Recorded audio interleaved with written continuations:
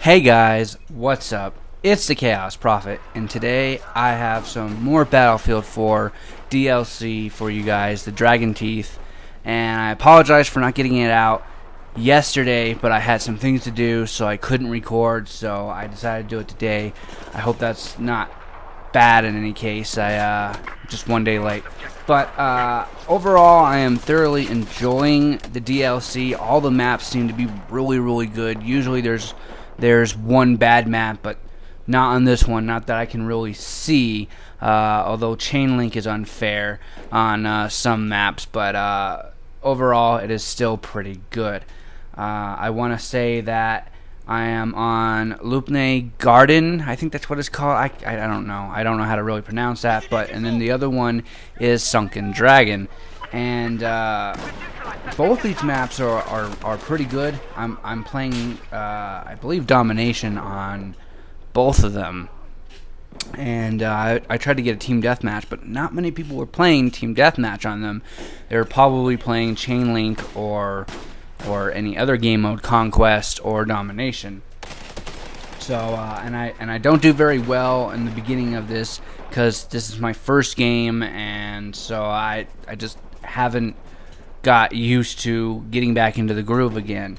But this map is pretty big, especially for domination. It's pretty good size, and I like it. There's lots of cover. There's lots of flanking routes. There's lots of open land to catch your enemy off by surprise. But there's also lots of buildings to hide in, take cover, and take some pot shots at your enemy.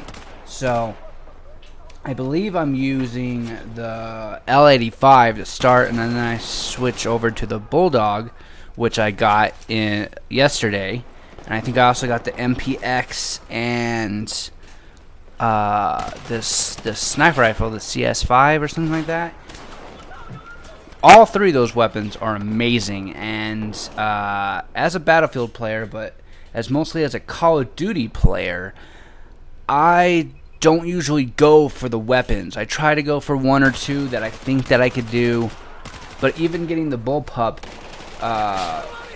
was kind of hard in a sense, to where most people were trying to get the Bulldog, so they were playing as the medic, where you had to kill either the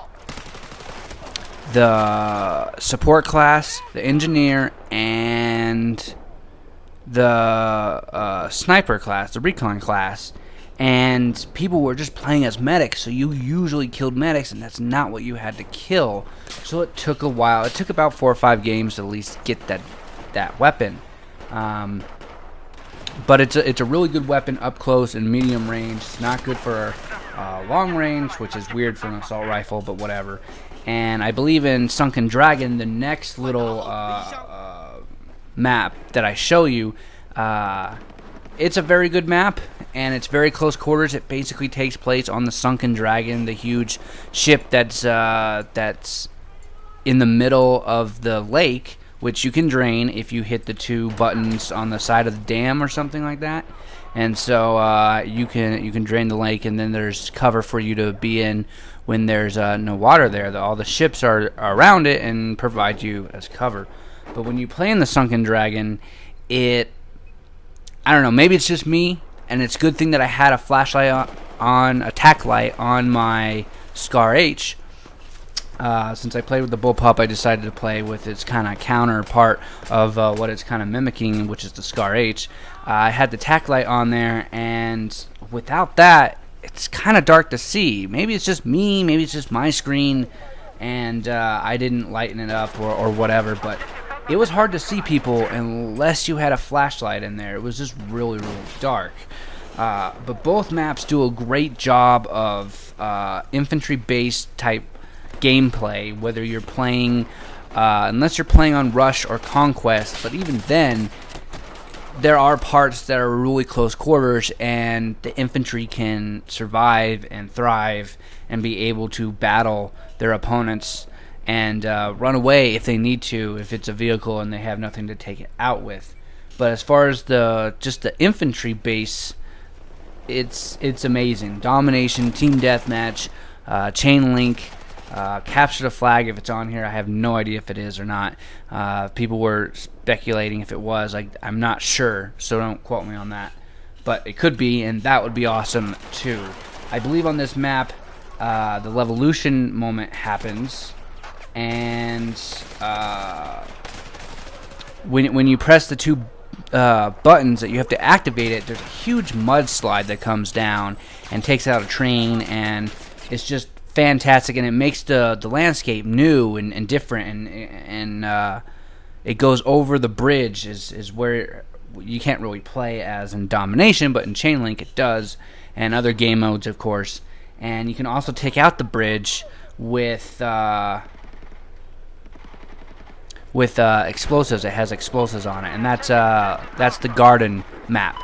We're now looking at Sunken Dragon, and so the B flag is on the ship that I'm on right now. It's huge, and once you get inside the Sunken Dragon, which is the main ship that's out there, it's dark. Like I said, it has great tight-knit hallways, great combat, and once you get used to it, it's fantastic. It's just really hard to see people, and there are people above you, there are people aside of you, there are people below you. It's confusing as hell when you first play it, and this is my first game playing on it, but I kind of like it. Once I learn it, and once I learn the map well, I'm sure everything will come together. Overall, this DLC has been amazing. Whether it be the weapons, whether it be the in-game weapons where you can find the RAR, the little EOD bot, the bigger one, and whether it's, you know, Conquest. Conquest looks amazing. The train can come past through propaganda and totally destroy your tanks, totally destroy your LAVs or whatever they are, and that's a fantastic idea. The Levolution moments, I think there's only one or two of them that are really great, and the rest of them are just destructible environments like we're used to in Battlefield. So that's fantastic. And as far as the map they were comparing to for Battlefield 3, which was the Aftermath DLC. The Aftermath DLC, I loved it. It was great. Everything about it was fantastic. The weapons, the map layout, the design of it, the earthquakes, just everything about it was fantastic. So they were comparing it to this one because this is like the same one where it was released. It's good, but it's not as amazing as Aftermath. I gotta tell you, it's pretty good. If I had to rate it out of 10 stars or a 10 rating, it'd probably get a 7 or an 8. And Aftermath would probably get a 9. That was probably one of the best maps that they ever did. But yeah, guys, I don't have too much time. I probably have about a minute left. Let me know what you guys think about the DLC if you have it. If you don't, I think you guys should probably get this one or Naval Strike. Those are probably the two best maps. But all maps that came with Battlefield 4 are at least decent and good enough. I also want to do a server, and if enough people want me to do that, I will place a server with these maps on it and other good maps as well. But I also have Enemy Front coming probably Saturday, and so I apologize. I have to get back on that and start doing that because I really want to finish it. But that's all I really have time for, guys. I hope you enjoyed the video, and please leave a like if you can. And that's all I have to say. So this has been the Chaos Prophet, saying don't get lost in the chaos. See you guys later, and be free.